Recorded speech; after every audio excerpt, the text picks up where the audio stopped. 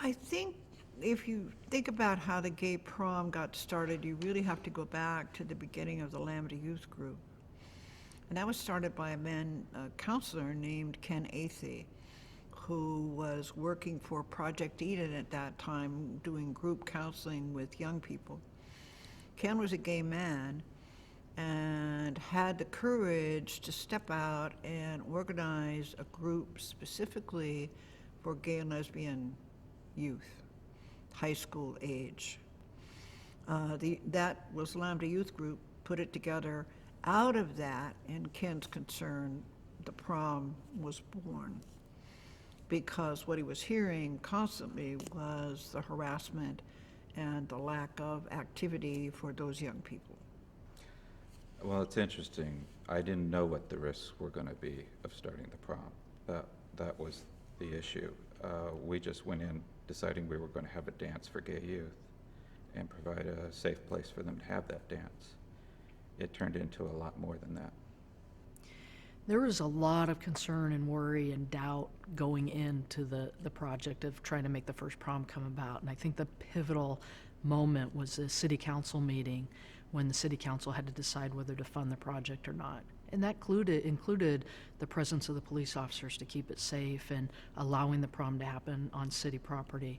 And while that city council meeting was amazing, I ran the gamut of emotions, from frustration and hurt to such pride in our community leaders as city council member after city council member and then the mayor spoke in favor of supporting the gay and lesbian community, supporting the kids in our community, and supporting the gay prom.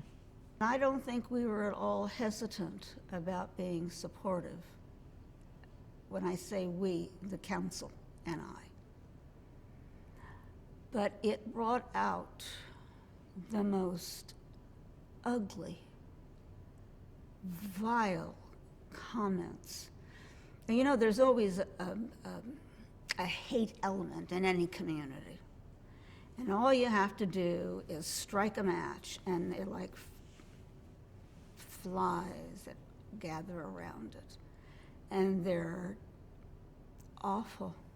Just as flies can be so annoying, these people could not only be annoying, they could be disgusting.